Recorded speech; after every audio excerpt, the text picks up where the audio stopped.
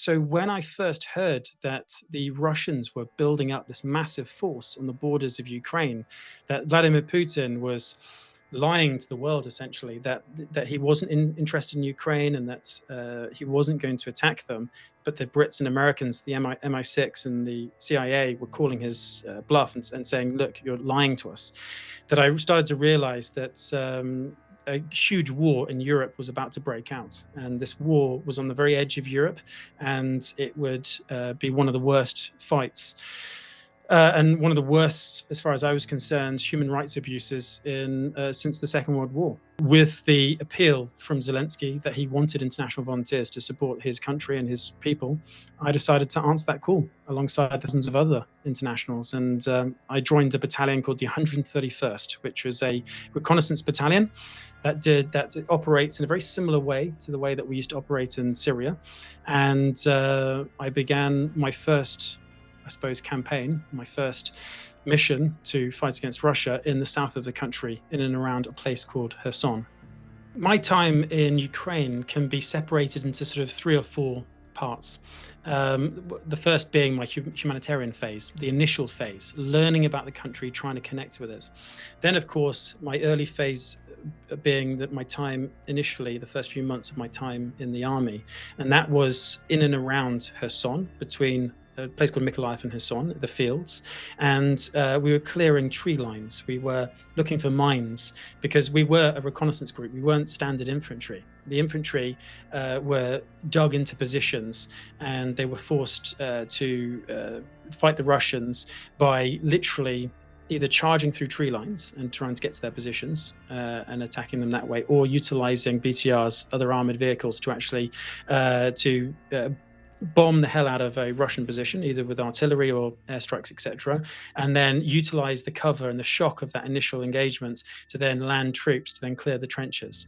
Now, I never did that in my time in Ukraine, because as a infantry battalion, we were quite an infantry battalion, sorry, that dealt entirely with reconnaissance. We only had light weapons.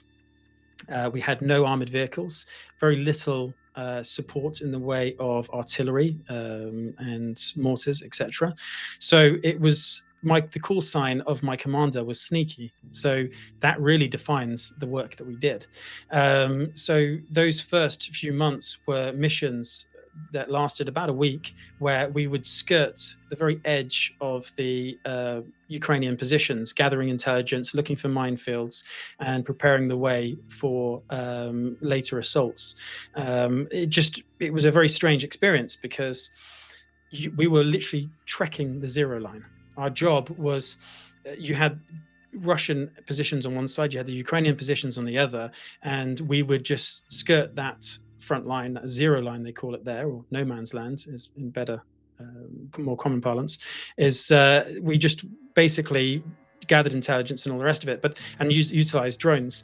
Now that changed just before Christmas of 2023, because we then fought for the city of Raqqa itself, because the Russians pulled across the river, or pulled their troops back, because they were under so much pressure.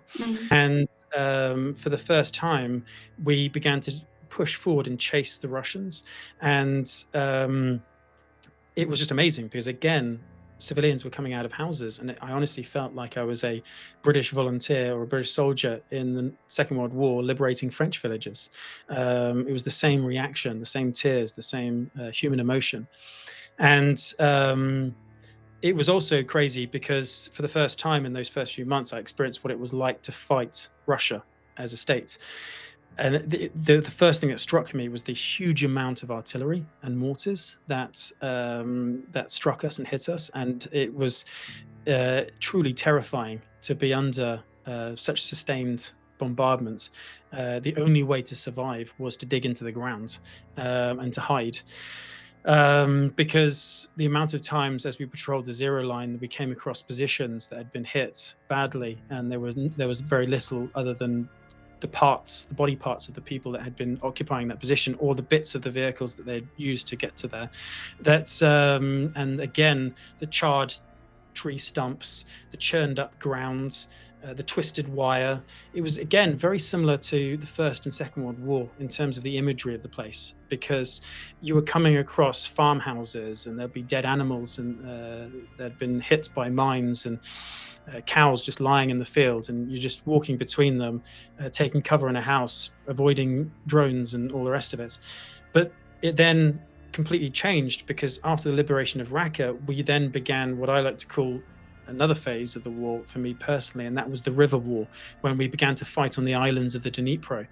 And again, that was very different, because it was just small teams of about 5 people infiltrating these islands on speedboats in the cover of darkness and taking ground, engaging Russian reconnaissance teams, looking again for mines, securing positions, utilizing drones. And that went on for months. And again, we lost guys on those islands. We would get so close to the Russians that we could hear them talking. We would crawl through these tree lines. We would hear them talking, cutting the wood to build their shelters, laughing and joking as they manned their positions. And we would, on one occasion, we were able to steal. We got so close that we entered one of their trenches and took stuff from them, which included a radio, the manual that went with the radio, and a few other bits that were quite crucial, things that could be used to intercept Russian communications. More importantly, we were able to locate exactly where the Russians were, because that mission was actually forced upon us by a local commander, because our primary mission had been to skirt the front line, talk to all the various commanders on the front line, and to see how far the infantry had got, and to see if there were any minefields in front of them. And this particular unit turned to us and said, look, we're hearing voices in the darkness sometimes. There are Russians pushing up our tree line, but we don't know where they are. Can you go down and look for us? So we decided to go down and look for the Russians, and it wasn't a particularly good idea, because obviously we were able to infiltrate their trench, but we were spotted as we began to pull back. And first they came under rocket grenade fire from a grenade launcher, and then eventually with heavy machine gun fire. And we just had to crawl and run our way out of there. And it was just a miracle that none of us were shot and killed. The islands were a bit different, because that's when we actually did have to engage with the enemy, because the missions were that we had to not only hold ground but take it too.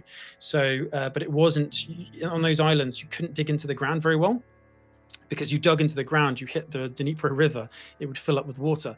So it meant that there was no cover from or very little cover from the artillery fire, from the tank fire that was constantly hitting us. So again, it was very nerve-wracking. And the amount of times we nearly died because of buildings being ripped apart, including ones that we were hiding in, from shell fire. But also the amount of times, several times, we actually got into direct confrontations with the Russians, which included firefights, shooting at them. But on one occasion, I wasn't on this particular mission. The guys were surrounded by a Russian unit that not only surrounded them, but actually got inside their house and were on the bottom floor while they were on the top floor. And they were close enough to talk to each other. And they were just screaming obscenities at the Americans and Brits and stuff in the room above, calling for them to surrender, while our guys were just lobbing grenades down the stairs and saying, no, essentially. And it's just, again, a miracle that none of the guys were killed, because their house was eventually set on fire. They did manage to injure several of the Russians downstairs with one of the grenades they threw, and the Russians pulled out, began to pull back, and the guys used that opportunity to get out of that building and pull away.